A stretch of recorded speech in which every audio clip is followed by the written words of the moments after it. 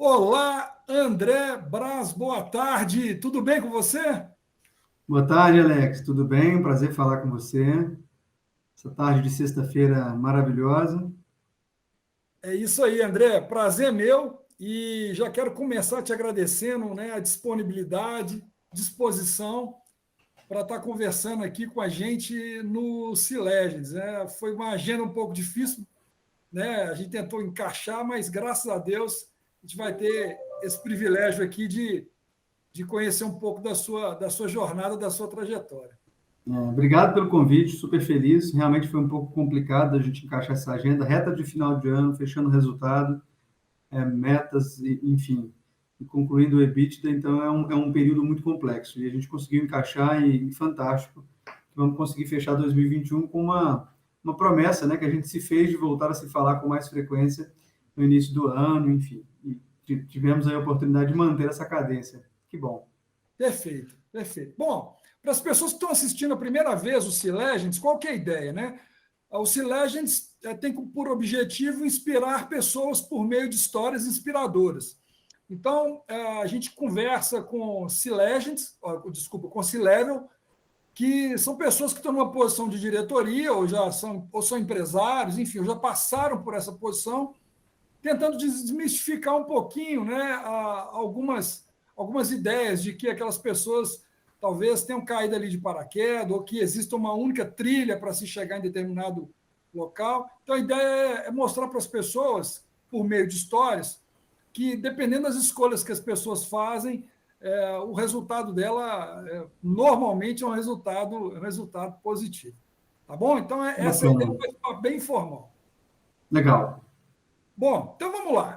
Só para pegar minhas anotações iniciais, antes de passar a palavra para você, eu estava me lembrando aqui de quando eu te conheci, né? Interessante, porque eu fui olhar a sua carreira no LinkedIn e fiquei, puxa vida, eu não conhecia o André antes, né? Porque você atualmente está numa posição de C-Level, e eu conheço muito C-Level pela minha história, né? Na área, principalmente de tecnologia. Falei, eu não conhecia, né, o André antes, conheci tem pouco tempo, e te conheci de uma forma bem pitoresca, né? Cheguei num final de semana, não me lembro se era um sábado, se era um domingo, na casa do meu pai, num condomínio que ele mora, e meu pai é aposentado, além de morar nesse condomínio, é corretor, vende lote nesse condomínio. E meu pai tem o hábito, né, de convidar as pessoas que vão avaliar algum imóvel lá, algum lote, alguma área, alguma coisa. Ele convida as pessoas e fica naquele bate-papo. Eu cheguei e tinha um casal ali na mesa, aí conversei com você rapidamente, com a sua esposa, fui lá para dentro tocar alguma coisa, e meu pai falou: ele é de TI, você também é, tal. Aí, você da onde? Estou na VLI. Eu falei, pô, eu, né, trabalhei, contei um pouquinho da minha história. Então, assim, eu acho legal porque às vezes a gente tem, as pessoas acham que desenvolver um network, né, às vezes é tão difícil, e às vezes de uma forma, Exato. né, natural e até sem intenção, a gente Tem acabou. propósito, né? Foi realmente um encontro. A gente não se conhecia até então, conhecíamos pessoas em comuns e na conversa ficou muito claro, né? E foi bem legal esse encontro, né? E foi uma grata surpresa. Seu pai é uma pessoa muito simpática. Acabou que eu não comprei nada dele, mas eu acho que eu fiz um amigo, porque a gente se falou várias vezes depois, ele me deu várias dicas e foi fantástico a receptividade dele. É uma pessoa muito agradável. É, é um engenheiro aposentado, né, de muitos anos, na área de mineração, que adora vendas e, enfim, gosta de fazer isso. Mas, voltando aqui, então a gente se conheceu e olhando aqui a sua trajetória em si já é super inspiradora, né? As pessoas vão entender. Do ponto de vista acadêmico, eu vi que você começou sua formação técnica, né? Passou pelo Cefet, em eletrônica, né? Depois fez engenharia em telecom, na FUMEC, depois fez parece que foi um MBA, né, uma pós em Paris, né, numa universidade chamada Sorbonne Paris, não sei se a pronúncia é essa, não sei falar francês, né, Sorbonne, na verdade foi um mestrado, perfeito. mestrado, puxa vida, enfim. Depois você fez um MBA de Finanças, Controladoria, Auditoria no GV, depois, recentemente, né, no IETEC, duas outras pós, uma em inovação e a outra em transformação digital de negócio. E para quem acha que é pouca coisa, ainda recentemente, na PUC Rio Grande do Sul, o MBA em tecnologia para negócio, na parte de inteligência artificial, data science e big data. Enfim, E na sua história profissional, né, ela também, você começou como técnico, né, técnico de suporte, passou pela Oi, pela Vale como técnico na eletrônica, aí acredito eu que nessa passagem em Paris, você aproveitou, por lá, também trabalhou lá, também nessa área, voltou para o Brasil já na área de engenharia de projetos na Oi, e fez uma mudança radical, foi trabalhar em suprimentos na área de logística, né, na MRS, coordenador de suprimento de logística, depois veio para a VLI, que é onde você já está aí mais ou menos, né, quase 8 anos, começou na VLI como especialista em suprimentos, depois gerente de programa de implementação do SAP, do RP SAP, Sistema de Gestão SAP, e há 4 anos está como CTO, né, Chief Technology Officer. Então, assim, a pergunta que eu vou te fazer, André, sua vida sempre foi muito fácil assim, cara? Você acordou um dia e já estava nessa posição né, se destacando no mercado como você tem se destacado? Excelente pergunta. E é um tema que eu adoro falar. Tá? Eu tenho muito orgulho da minha trajetória, da minha carreira, eu gosto muito desse tema.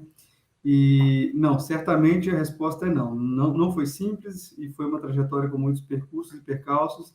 E o mais bacana, eu acho que eu soube me divertir ao longo dessa trajetória e eu tenho hoje por carreira um background que me orgulho muito. Alex, na verdade, a minha trajetória começa no ano de 96. Ainda na Telemig, eu fui selecionado no programa e eu comecei na Telemig como office boy de um setor de engenharia, de implantação. E lá eu aprendi a conviver com os engenheiros de carreira da Telemig, ali na 4001, né, na Afonso Pena, naquele prédio principal, que hoje é o TJ, e eu fui muito bem acolhido por equipe de engenharia, né? Eu tinha uma convivência muito bacana com eles, e eles me acolheram, me ensinaram o caminho da área técnica. Então, eu comecei dobrando projetos de engenharia, posteriormente fazendo leitura de projeto e conversão na famosa planilha Excel, que era uma novidade na época, né? E contava todos os componentes que eram de um projeto para que o time de engenharia pudesse, a partir dele, fazer orçamento e compras, etc. E a minha convivência com eles me fez acreditar que a educação era o caminho que eu precisava trilhar na minha vida, porque eu queria literalmente ser como eles. Eu queria, de fato, trabalhar numa empresa como a Telemig, na área técnica, e eu via que eles tinham né, uma condição social muito bacana, oriunda desse trabalho, e falei, isso que eu quero para mim. Então, eu coloquei como objetivo me formar em engenharia com 14 anos e meio. Foi quando eu comecei a minha trajetória. E dali eu fui acolhido, eles me explicaram, olha, existe uma escola que se chama Cefet, etc. E essa escola, enfim, você pode fazer um curso técnico e quando você se formar, você estará empregado numa boa empresa que vai te permitir estudar engenharia e etc.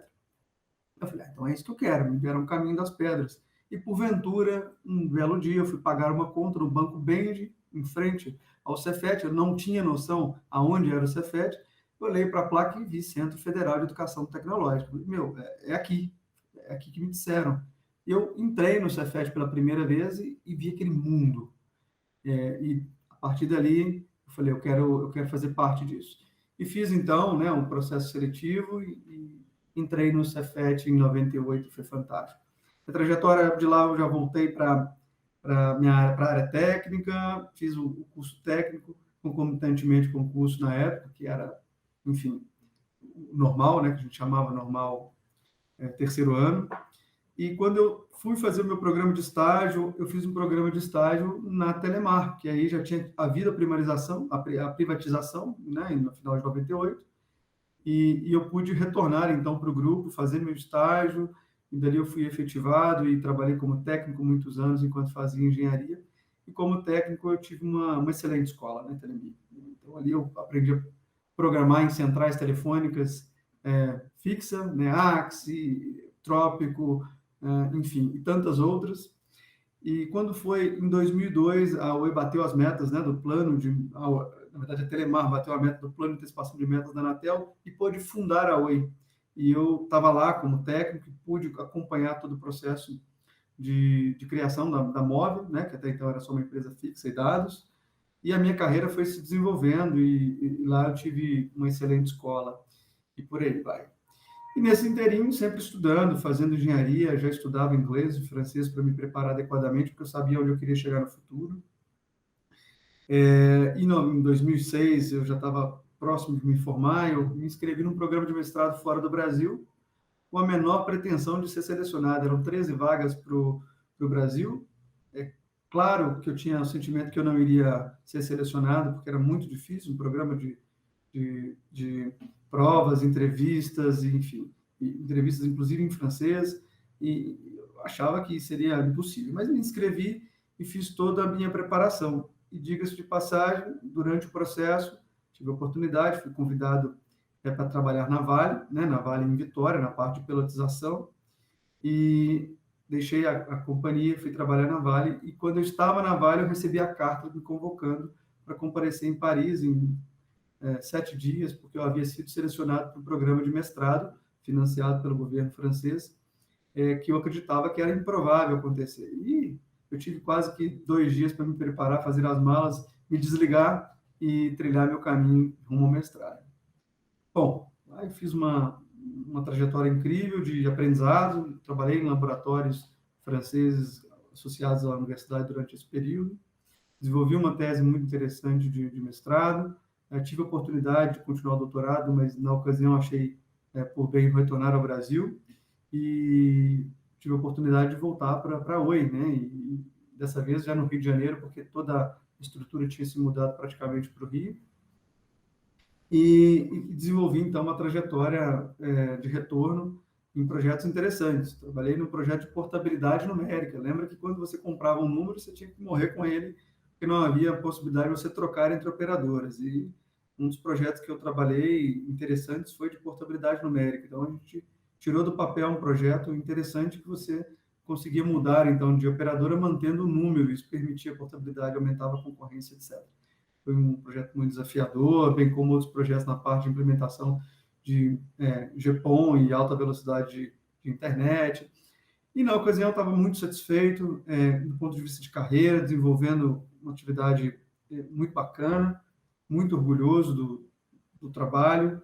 E eu fui convidado pela MRS para participar de um processo na área de suprimentos. Eu também não entendi nada, né? Essa foi a minha surpresa na ocasião.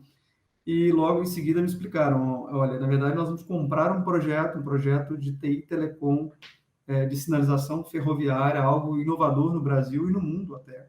Chamava-se CBTC, Projeto de Comunicação Baseado em Controle de Trens, tem uma forte camada de telecom e de sinalização.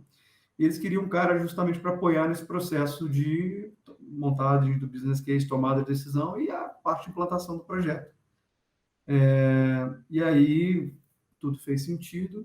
Eu tive a oportunidade de trabalhar nessa ocasião na MRS, e o projeto foi fantástico, a gente teve resultados muito interessantes.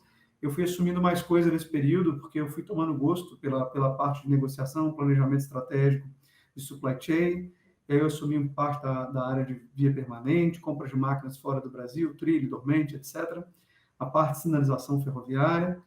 E toda ela muito técnica, né? E eu consegui contribuir muito com essa estratégia. Então, fui desenvolvendo o meu lado de hard skill também na parte financeira. De lá para cá, eu fui convidado a me juntar à VLI no ano de 2014, aceitei o desafio que a empresa estava se desvinculando da Vale e criando uma estrutura própria, era um grande desafio. E ali eu vi uma oportunidade de realmente me juntar a esse time e foi fantástico porque grandes projetos aconteceram. Então, eu sempre estive, eu sou agraciado por isso, eu estive no lugar certo, na hora certa, com boas oportunidades, sendo convidado para grandes projetos. E logo na VLI, a gente implementou a parte de suprimentos do zero, depois compramos um RP e não sabíamos como implementar e fizemos um projeto, eu fui convidado para assumir o projeto de implementação, que virou um programa, e esse programa me levou de volta para a área técnica, para a TI. Então, a gente teve um resultado muito bacana e, pelo reconhecimento, eu fui convidado, então, para ficar na área de TI e assumir, então, a parte de operação, sustentação e projetos de TI, que eu estou até hoje cuidando com muito carinho.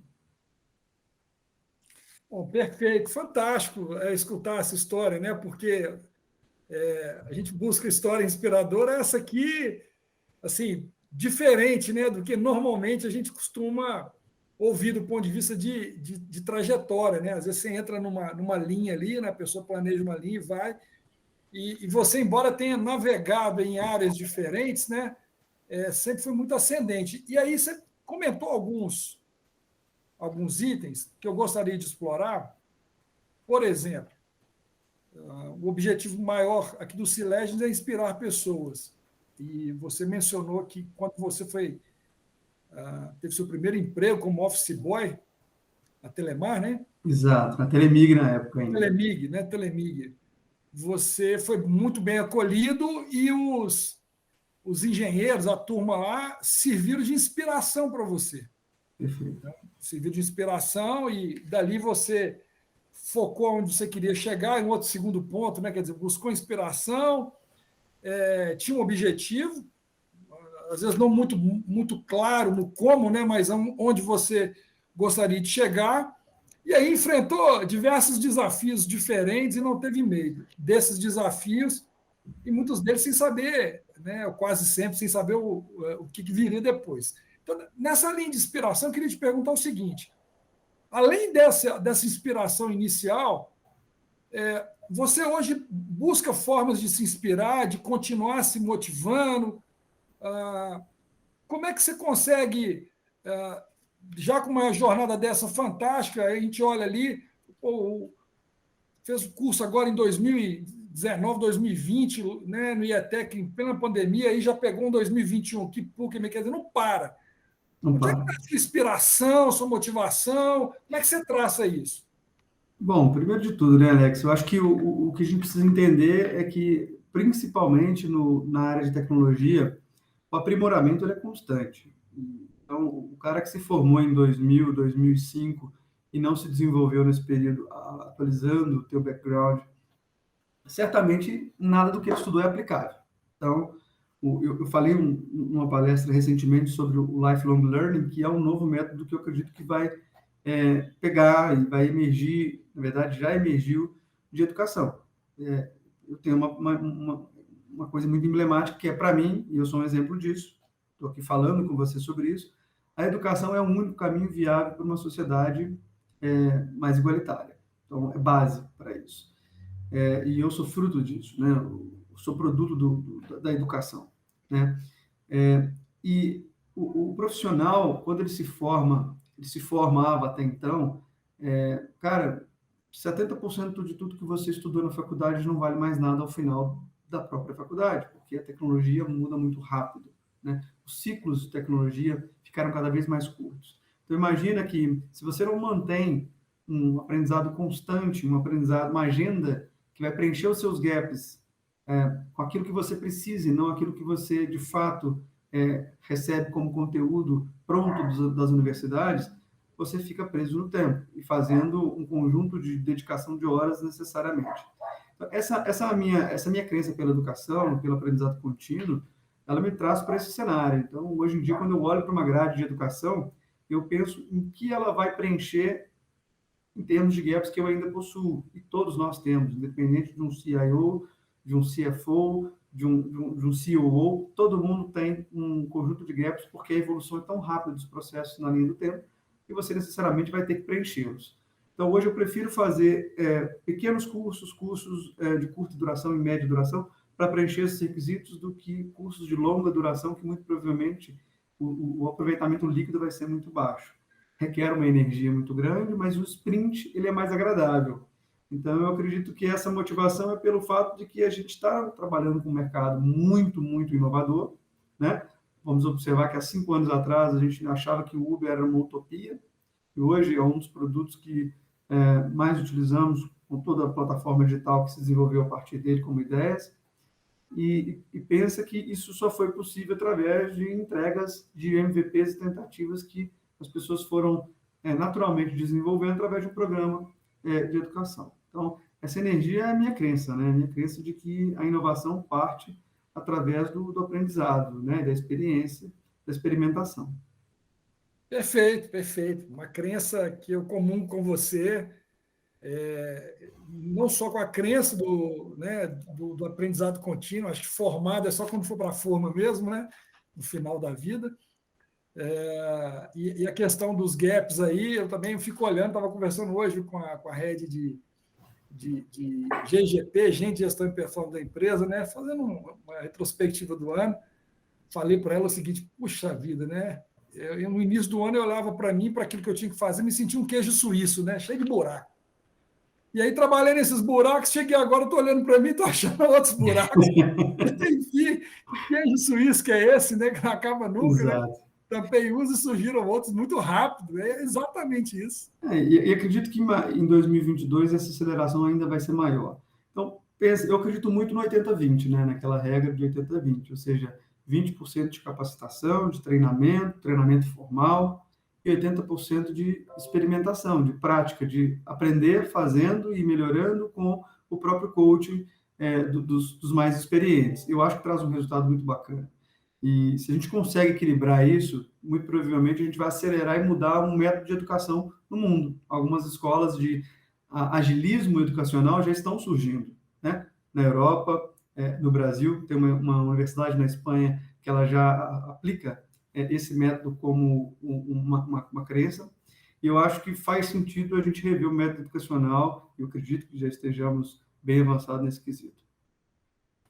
Perfeito. Bom, a gente está falando de educação, de hard skill principalmente, mas numa posição, né, de C-level, a gente sabe que uma das competências que é bastante exigida e que você não desenvolve da noite para o dia tem a ver com a relação com as pessoas. A gente sabe que ninguém chega em nenhum lugar sozinho, né? Você precisa se relacionar muito bem, servir muito bem, né? E liderar muito bem. Talvez uma forma de liderança, inclusive, servindo. Quais são os soft skills, né, que você acredita que são importantes hoje, de uma forma geral, não estou dizendo na posição A, B ou C, que as pessoas precisam realmente procurar desenvolver? E como é que você desenvolve se normalmente você não tem curso para isso? Né? Normalmente você não tem lá curso de comprometimento, né? Não tem lá curso de engajamento. Acaba sendo, né, um negócio um pouco intangível, mas que a gente vê reflexo nas empresas todos os dias. É muito comum, como gestor, você falar: puxa vida, esse meu time aqui, ou esse profissional, é completamente engajado. Por que ele fez um curso para ser engajado ou comprometido? Qual que é a sua opinião em relação a esses soft skills tão importantes no nosso dia a dia e especificamente sobre liderança? Sim, perfeito.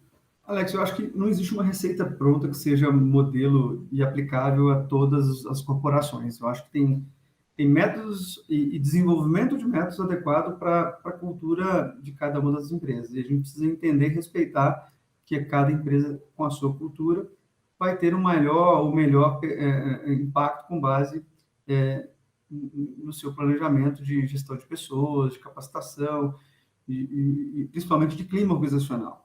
Quando a gente observa no cenário VUCA, que é o que a gente está vivendo, o VUCA chegou na boca das pessoas como buzzword no último ano e meio, 2 anos, e para boa parte pós-pandemia. A gente já vive um mundo VUCA em tecnologia há 3 anos, com a disrupção que aconteceu. Nesse cenário, eu acho que, respondendo a sua pergunta, do ponto de vista de soft skill, eu acho que a gente precisa observar quais são aquelas lacunas que faltam dentro das organizações, porque elas existem. Todas as organizações têm lacunas, seja no conceito de negócio, no mundo do negócio, do business, que é não entendimento do impacto da transformação digital e no core do negócio, e nas áreas técnicas também. Então, quando você observa esse contexto, fica muito tácito de que não vai existir, dado que não vai existir uma receita pronta, uma das coisas que a gente tem que levar em consideração é a capacidade de comunicação. Ela é fundamental para que você se torne um executivo, para que você consiga influenciar para cima, para baixo, lateralmente, inclusive, parceiros de negócios, fornecedores, evitando um esforço para levar a fazer alguma coisa que é transformadora. E quando você fala em transformação, a primeira coisa que a gente encontra é a cultura local.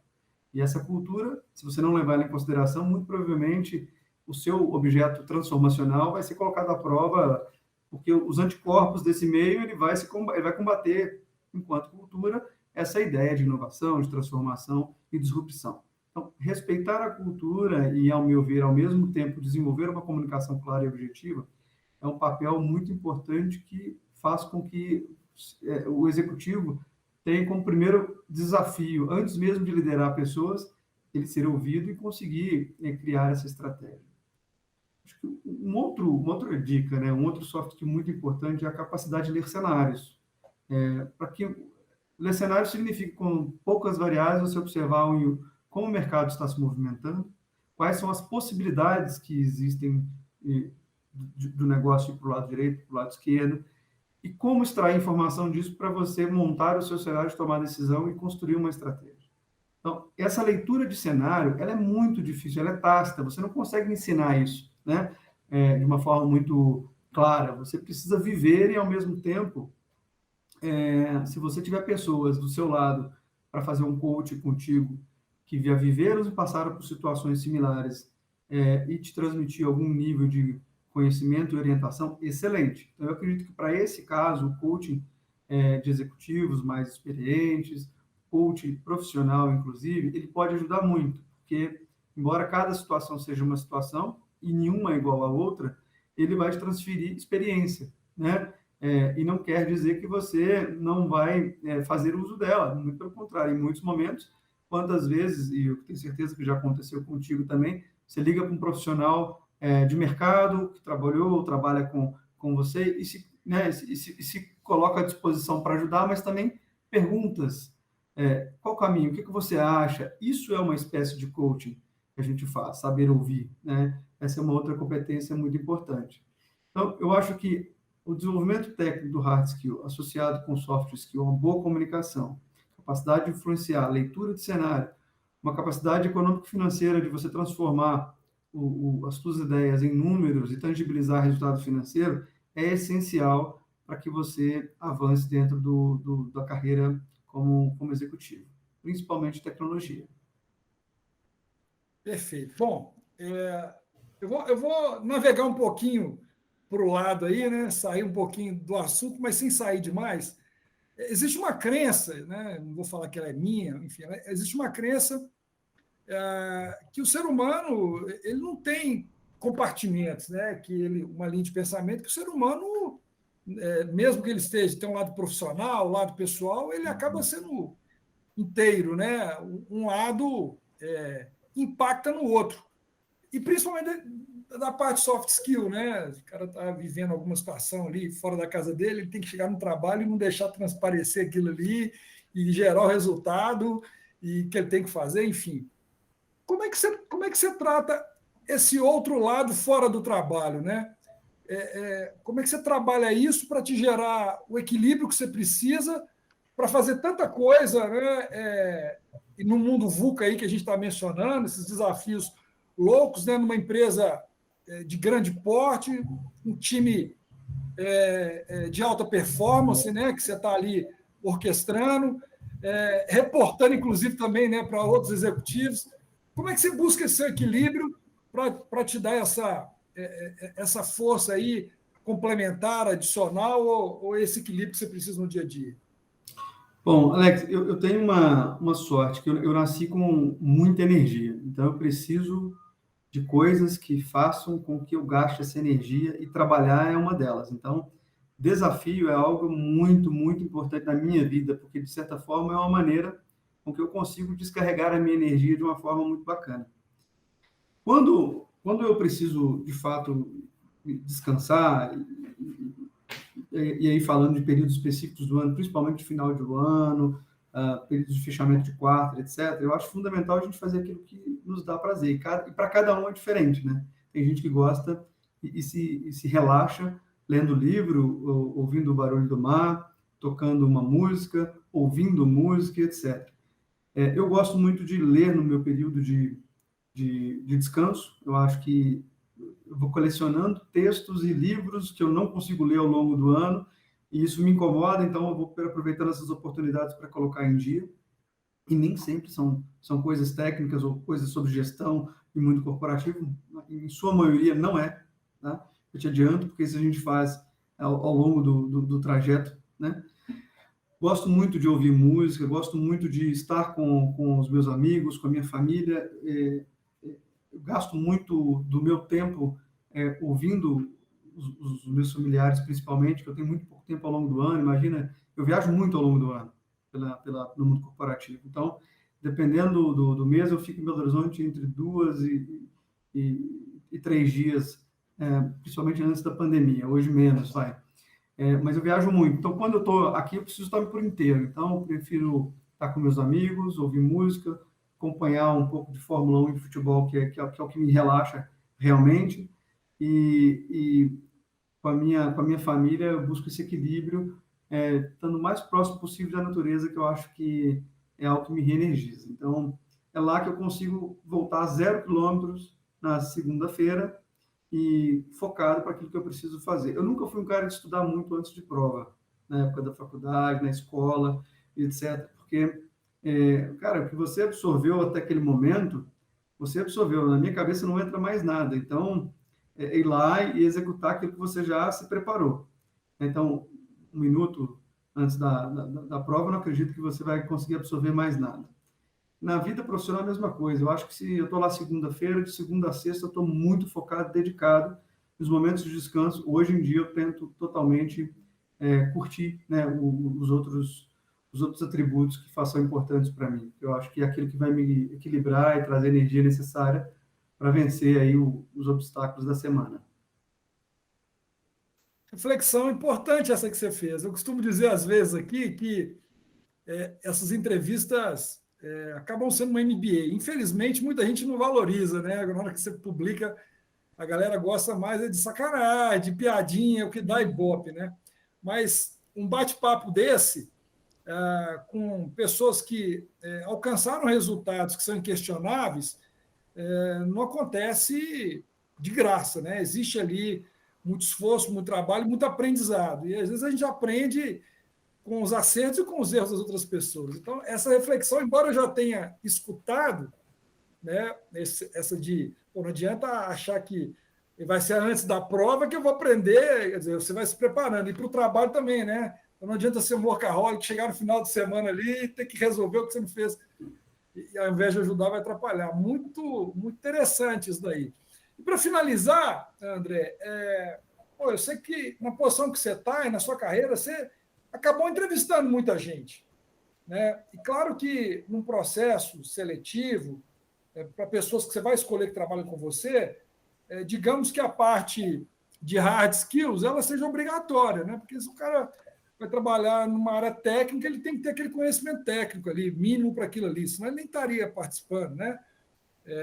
Se o cara vai trabalhar na medicina, ele tem que ser médico ali, ou enfermeiro, enfim. Sim, certamente. Não estou falando desse conhecimento, mas quais seriam vou chamar de soft skill, ou o RH, né? Nem sei se é RH mais hoje, os nomes estão mudando, mas o pessoal falava muito do chá aí, né? Vamos deixar aí, você tem competência, habilidade e atitude, né? Vamos na parte de atitude, principalmente, e talvez habilidade.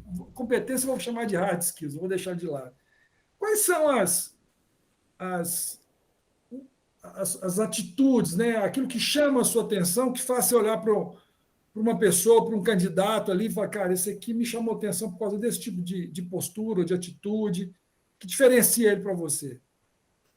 Bom, Alex, eu acho que depende muito de qual a posição que você esteja falando, mas de forma geral, a gente observa que nós estamos vivendo num cenário em que gerações Y, Z já estão convivendo com milênios e estão convivendo com a nossa geração, isso no mesmo ambiente de trabalho.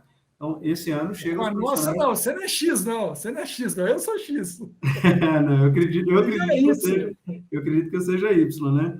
Mas esse ano a gente recebe os profissionais com 17 anos como estagiários nas empresas. Então, há uma diferença muito grande do ponto de vista de conceito do que é valor para cada uma dessas gerações. Compatibilizar isso e entender essas diferenças e nuances, ela é muito fundamental para você elaborar um processo seletivo que, de fato, consiga criar time, porque os conflitos são naturais e que bom que eles existem. E como você vai tratar esses conflitos com gerações tão distintas, que têm valores e tábuas de valores tão diferentes na linha do tempo, é o grande desafio do líder, o grande desafio do gestor. Então, a gente observa que, hoje em dia, a capacidade de comunicação, que sempre foi importante, ela é ainda mais importante, porque a forma de se comunicar de um profissional de 17 anos que está chegando ao mercado e que tem uma postura de inovação, mente aberta, e a tábua de valores é muito voltada para o as a service, ela é completamente de um profissional com seus 50, 60 anos, que hoje está ativamente no mercado, e que é importantíssimo que essa comunicação seja fluida, para que haja uma boa convivência, etc. E todas as gerações, elas lidam de uma forma muito diferente com o consumo, pode observar. Então, hoje em dia, né, as novas gerações consomem muito menos mídia televisiva como nós fomos habituados a fazer.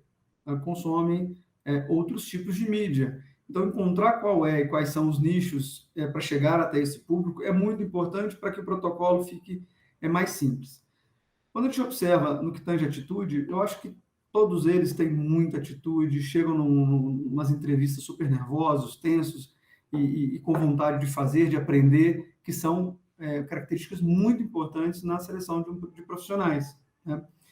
E quando você observa que essas gerações são distintas do ponto comportamental, você também observa que a cultura da empresa vai ter que ser ajustada ao longo do tempo. Então, a cultura não é algo mais estanque, que as pessoas precisam se adaptar à empresa, mas muito o contrário, a empresa agora, nos últimos anos, precisa se adaptar à cultura das pessoas para que a gente respeite a pessoa humana adequadamente e tudo que ela traz de bagagem com ela, seja histórica, cultural, para dentro das organizações. Hoje a gente está falando muito de diversidade, que é um tema que nós já tratamos no cenário corporativo há muitos anos.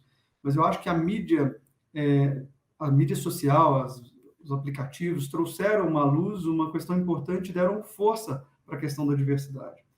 Quando a gente observa esse contexto no processo seletivo, a gente observa que, no final, nós estamos falando de pessoas, de humanos, que têm suas fragilidades, as suas incertezas, as suas intenções e as suas vontades de entrar no mundo profissional e ser bem-sucedido, e fazer algo que seja relevante para a sociedade. E eu acho que são características importantíssimas no processo seletivo e que a gente precisa observar. Aí você vai observar a capacidade de comunicação, transformação e materialização de ideias. Tem pessoas que têm excelentes ideias, mas têm uma dificuldade um pouco maior de materializar em entregas, em tornar aquilo algo palpável. Por outro lado, um outro profissional tem uma característica que é a abertura mental, que é um mindset de crescimento tão aberto, tão claro, que é importantíssimo, porque essa pessoa, numa área de novos produtos, numa área de CX, numa área de desenvolvimento de novos produtos, ela é essencial, porque ela equilibra, trazendo todo mundo para aquilo que ninguém, muitas vezes, está observando, né? E a outra coisa é o pensamento crítico. Eu acho que formar grupos que tenham a mesma visão crítica sobre os assuntos não evolui, e não evolui a companhia. Então, se a gente consegue criar um time multidisciplinar que façam críticas com diferentes pontos de vista sobre o mesmo assunto, a tendência é que a gente tenha um desenvolvimento muito mais acelerado. E nós, como executivos, temos tendência à semelhança, né? Então, a gente, até então, se preocupa em contratar pessoas que sejam mais ou menos como a gente, que se vestem como a gente, que pensam da forma mais engenhosa, como o grupo de engenheiros ou de técnicos fazem, que tem ali as suas manias mais parecidas, né? Porque o ser humano é um ser humano de afinidade. Ele procura pessoas que tenham afinidade para conviver e as outras ele tende a isolar. Quando você consegue criar um grupo multidisciplinar que se equilibre pela diferença de visões, de comportamento, de jeito, de diversidade, eu acho que a empresa acelera a transformação digital muito mais rápido. André, que legal, viu, cara? Assim, pô, uma aula mesmo. Tem um aprendizado novo, e tem mesmo, e tem aquele reforço, né, numa visão diferente, muito legal. Mas resumindo, então, pessoal, para a gente não perder, né? Olha que dicas interessantes. Capacidade de comunicação. Isso é fantástico, né, e necessário para qualquer coisa na vida, né? Já dizia lá atrás, sei lá quem que é o dono, acho que era o Chacrinha, isso é velho, hein? Quem não comunica se estrumbica, né? Tinha um negócio Chacrinha, assim. velho bom Chacrinha, velho guerreiro. Isso aí. Pô, você falou da questão interessante, né? A gente vê isso, mas a gente não percebe essa esse ajuste da cultura da empresa à cultura da sociedade, né? E não o contrário, né? Muito interessante. É o ser humano no centro, né? É assim, Muito o ser interessante. humano ele é o grande agente transformador da nossa sociedade desde do início da Revolução Industrial. Quando a gente coloca o ser humano no centro, a gente coloca o cliente no centro. Então, todo o universo corporativo ele só trabalha em função de atender as necessidades desse cliente. Então, eu acho que fica mais fácil entender e se colocar no lugar quando você entende que cliente no centro é o ser humano no centro. Perfeito, perfeito. Você falou nem da capacidade de materialização de ideias, né? De entregas. Importante, né? Senão fica muito. Né? Embora, você falou outro negócio interessante, né? No final você falou, cara, a pessoa certa no lugar certo, né? Às vezes ele não é bom para aquilo. Então, assim, essa clareza, né? Se conhecer é algo realmente importante, porque às vezes a pessoa está ali gastando uma energia, né, num lugar que não é onde ele tem um talento e, pô, num lugar que ele tem um talento, às vezes ele seria, né, ou está fazendo uma falta lascada, né? E por final, você falou do pensamento crítico, né, multidisciplinar e a questão da tendência das pessoas procurarem, né, os iguais, e é só um comentário rápido. Eu trabalho numa empresa, a galera é muito jovem, né? E, engraçado, eu estou como CEO de uma empresa pequena, né, não tem tanta gente assim, mas é uma empresa que vem de um nicho de startup, é uma fábrica de startup. Então, é muito louco, assim, é muito louco, porque hoje eu me preocupo com a roupa que eu vou vestir para não parecer tiozão, né? Porque assim, não adianta. Cara, mas eu usava pô, eu usava terno, cara, eu usava gravata, eu tive que dar tudo. E, pô, eu fui na reunião esses dias, fui quase pegando um sapato, falei, gente, ficar de sapato, vai parecer, tem que ir de tênis, cara. Então, assim, Isso já é, né, Alex, uma forma de adaptar a empresa à cultura dos seus profissionais. Olha que bacana. Essa preocupação, né? é muito legal. Eu lembrei de uma frase aqui agora, também de um cara velho, mas a frase é novíssima, a gente dá para fazer um benchmark dela aqui. Adaptação. O Jack Welch, famoso Jack Uhum. Welch, Da né? GE. Da GE, quem gosta de administração aí, né? Foi um cara que revolucionou a GE. Ele tem uma frase aí, vai estar aí, jogar no Google aí, provavelmente vai estar aí. Eu não sei se é exatamente do jeito que eu vou falar, mas ela fala assim: se essas mudanças nas organizações, essas mudanças internas nas organizações não forem mais rápidas do que as mudanças externas, a organização ela vai quebrar, ela vai falir. Que eu acho que tem tudo a ver com essa questão cultural. Né? Se a mudança interna for mais lenta que a Exato. externa, cara, ferrou. Exato. Desculpa a palavra aí, né? Mas enfim. E toda e qualquer organização ela tem por natureza, né, combater o novo como um objeto de questionamento. E tudo bem, eu acho que faz parte. O que a gente não pode deixar é que a janela de tempo de tomada de decisão se passe e se perca, porque o seu concorrente ele está trabalhando. E nesse momento, eu tenho certeza que tem diversas garagens mundo afora, com jovens desenvolvendo produtos que certamente vão engolir o teu produto se você não observar que tempo é muito relevante dentro desse contexto. Então, ser ágil é muito importante. Não é uma escolha, é uma questão de sobrevivência, né? Então, não é questão de vou aceitar ou não vou aceitar. É uma questão de cenários. Você pode ler enfim, e reagir rapidamente, ou você pode reagir lentamente e ficar para trás. E o seu negócio é engolido enfim, daqui a pouco você está se culpando e culpando o governo, culpando as instituições, a oligarquia, enfim, e que não vai ajudar. Então, acho que a dica é agilidade, tomar decisões rápidas e fazer leituras corretas de mercado o quanto antes. Perfeito, André. Pô, show demais, cara. Somos responsáveis pelas nossas decisões. Vivemos hoje o nosso futuro de alguns anos atrás. Aquilo que nós plantamos lá, nós escolhemos e agora nós somos obrigados a colher. Né? E dá para mudar para frente, graças a Deus, estamos vivos. Cara, queria te agradecer demais mesmo, assim, fantástico. Olha só, eu não conhecia a sua história desse jeito, nunca tinha visto seu currículo. Fiquei assim, cara, que Que cara bom. doido, meu cara foi para um lado, foi para o outro, foi para a França. Vi que você esteve em Vancouver também, eu passei por lá também, estudando inglês. Sim, Falei, tive cara, lá um período. Pô, bacana É demais. sempre, né, Alex, nesse movimento de preencher os gaps para um determinado propósito e Que objetivo. legal. Cara, mas parabéns, né? Feliz demais aí de te conhecer. Tenho certeza que a sua história, um pouco que você contou, vai inspirar muita gente.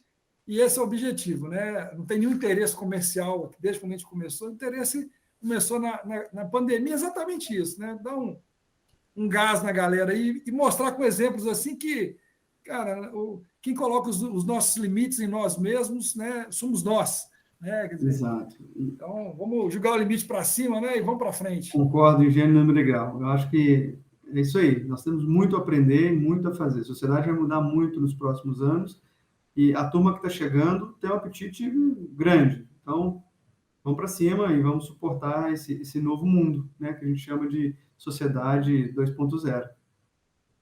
É isso aí. Bom, sucesso, abração para sua esposa que eu conheci também lá com você, né? Que Deus abençoe vocês aí, que esse final de ano seja maravilhoso aí para você e para sua família, tá bom? Um Obrigado, foi um abraço. prazer. Estou sempre à disposição. Se tiver alguma necessidade, dúvidas, etc., quiser entrar em contato, vai ser um prazer. Obrigado demais. Tchau, tchau. Grande abraço, Alex. Tchau, tchau.